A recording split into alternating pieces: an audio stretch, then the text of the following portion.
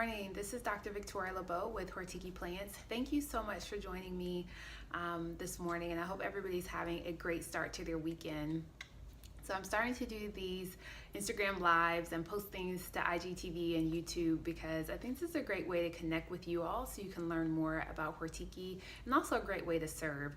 So if you have questions about plants or plant care, please let me know. You can send me a direct message here on Instagram, or if you're watching this as a recording, you can go to the website hortikiplants.com and connect with me anytime, and maybe I'll feature your question on a future Instagram live. But today we're here to talk about gifting since it's the holiday season, and I have 9 pro tips for how to gift live plants. So if you're still looking for ideas on what to give, then I encourage you to check out last week's video about what I think is the ultimate gift combination. You can find more information on the blog, hortikiplants.com/blog. If you're on Instagram, just follow the link in the bio at Hortiki Plants and it'll get you to the blog and give you all the information that you need. But today, we're going to talk about, okay, you've decided to go ahead and give a plant. Now, how do you put it together and how do you get it to the person? So my 9 pro tips for gifting plants. Again, all this information is in the blog. Every week I do a weekly blog, so you can sign up, subscribe so that you know when the blogs are being posted. And I usually try to put together a free resource for you, and this week is no different. So I have just a 1-page printout for pro tips for gifting plants. So if you go to the blog, hortikiplants.com/blog, you can grab this printout, download it, and slap it on your refrigerator, and you'll have it at your fingertips. Okay, but let's go ahead and get started. So my first tip is to think about who you're giving the gift to and consider whether or not they have pets. So some plants are toxic to pets, so you want to watch out for this. So if you just Google plant toxicity database, or again, I have links to all this stuff on the blog, you can find the database, type in the name of the plant, and it'll bring up a list of reactions that pets will have, both cats, dogs, and other animals will have to your plants. So just check that before you give a live plant to a family with pets. Or you can give a plant that pets and people will love. A lot of P's today. Pets, plants, and people, but give a gift that all will love, such as pet grass. So I have a pet grass kit in the Hortiki Plant shop, and pet grass is something that pets can actually eat.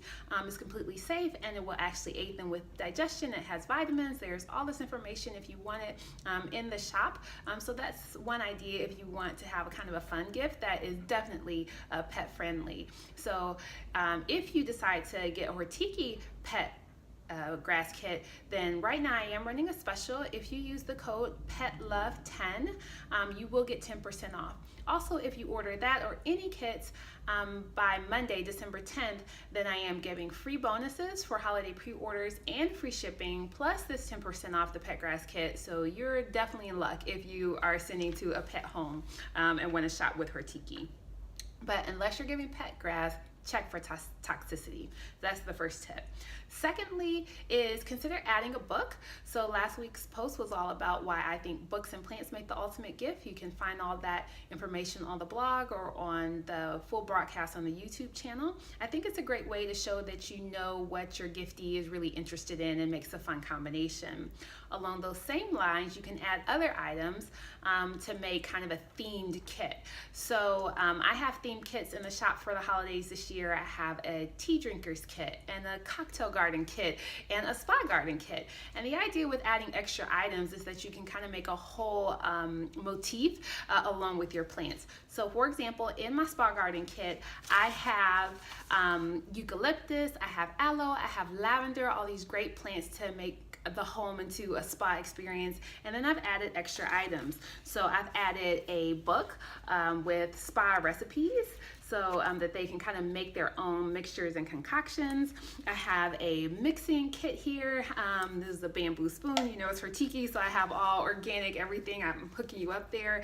I have an eye mask, I have a loofah, I'm giving instructions. So, you know, you can just add all these extra items to make a complete experience for the person with your kit. So that's the third tip. You can check out this kit and all the other kits that you want that I have put together in the shop, hortikiplants.com/shop, if you want other ideas or if you want to purchase. And then my fourth tip for just kind of putting together the plant and whatever extra items is to add growing tips. So if you just buy a live plant, sometimes it would just have that little tag which has, 2 or 3 sentences about growing. So if you do a little research and add some extra growing tips, like I do for the Hortiki kits, then you're going to really delight your giftees. So that's a little less work that they have to do, and they'll feel a little bit more confident taking care of their plant. All right, so those are my tips for just putting your gift together. I'm gonna move on to my tips for getting it to the person. So the number 5 tip is just think about how they're gonna get it home. So if they travel to you, make sure that you're thinking about how they're gonna travel home with the live plant. If they're traveling by air, for example, you can take plants on airplanes, but they will just have to abide by the normal rules. You can check them, you can carry them on, but they would have to, like fit in the compartment above or the seat in front of them, and think about how that might impact the plants. Which kind of moves me on to the 7th tip, which is that it's important not to leave plants in a sealed box for more than a day or so. Plants do need to breathe, so they will need air holes in the box if you're traveling in a car or something like that, or if you're mailing it, which kind of gives me to the next tip. It can only stay in that kind of box container for a day or 2, no more. So just be mindful not to keep it in a sealed box, or I know if you want to use gift wrap, just try wrapping the container and didn't put anything over the top of the plant if you can. If you are shipping a plant and it does need to go in a box, make sure that you're choosing a shipping method that will get it there within a reasonable time period. And if you want some tips for shipping plants, there is a link on my blog for that, hortikiplants.com/blog. And then also check your carrier, because they will usually have detailed instructions about shipping plants. Shipping plants overseas can be tricky because other countries don't want to shipping diseases to them, so you have to be very careful about international. Domestic is a little easier, but most carriers will have some rules and instructions for that. And make sure that you mark it perishable, because plants are perishable. One final tip on the shipping is if you're shipping for Christmas specifically, check the dates. Most carriers will need to get anything that you're shipping for Christmas between the 15th and the 20th. The 20th is the last day of your shipping with the United States Postal Service for guaranteed delivery by the 25th. So just keep in mind your dates.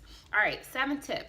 If any of this is stressing you out, you're gonna love the 7th tip, which is give seeds. If shipping live plants is something that you think is a little bit too much stress, give seeds, because most seeds, the way that they're packaged, they can last for a year or more in their packaging, and so you wouldn't have to worry about any of this.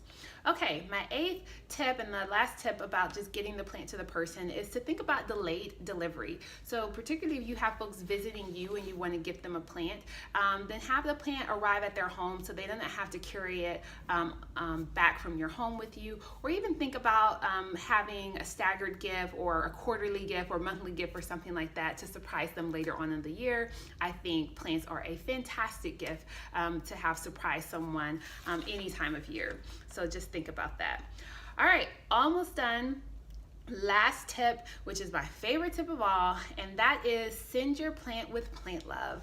And what that means is make it clear to your giftee, if you're giving them a live plant, that if they somehow accidentally manage to kill their plant, it's okay. There is no grudge. So make sure that they know that there is no stress or pressure. Whatever happens to the plant, you forgive them.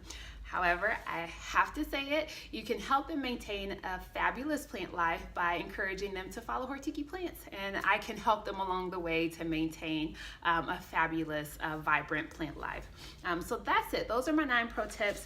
Again, you can get the download so that you have all of these handy at your fingertips. You just go to the blog, hortikiplants.com/blog, or here on Instagram, just follow the link in the bio at Hortiki Plants to get all this information.